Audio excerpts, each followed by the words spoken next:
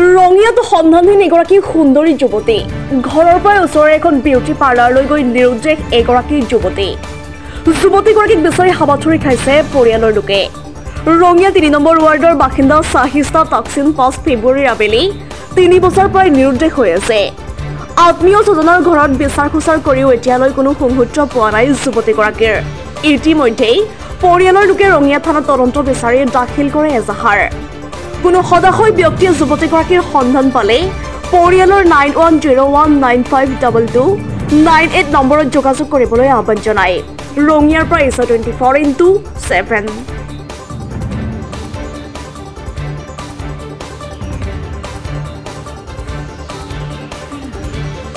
যোৱাকালি প্ৰায় ৩মান বজাত মানে মোৰ বা হয় তাই মানে কৈছে যে টাউনত আহিম বুলি কৈছে, আহি কেনে পাৰ্লাৰ যাম বুলি কৈছে। তাৰপিছত আপাই লৈ আহিল, আহি পাৰ্লাৰত মানে থৈ কেনে নামাজত গ'ল।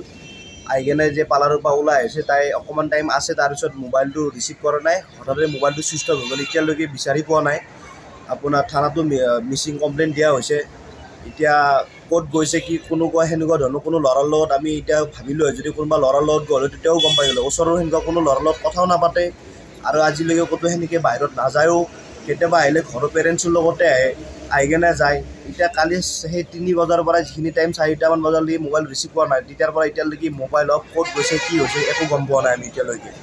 এইটো সেনেকুৱা কোনো ধৰণৰ বয়ফ্ৰেণ্ড বা একো নাই, সেনেকুৱা একো আজিলৈকে আমি এতিয়ালৈকে নিজৰ গাৰ্জেনেতো কমচে কম গম পায়, ক'ৰবাত কথা পাতিলেও গম পায়, একো পাতিলেও গম পায়। মেইনলি কেইদিনমান আগত মানে ভণ্টিজনী, মানে তাইৰ ভণ্টিজনী, তাই মানে কিবা ঘৰত মানে কিবা লাগতে তাইৰ মোবাইলটো তাই চেক কৰোঁতে মানে এটা বাহিৰৰ নাম্বাৰ, মানে ইণ্টাৰনেশ্যনেল নাম্বাৰ। আজিকালিতো কিছুমান এপ থাকে ন, যিবিলাক এপত মানে হোৱাটছএপত মানে ইণ্টাৰনেশ্যনেল নাম্বাৰ কৰি পঢ়াব পাৰি।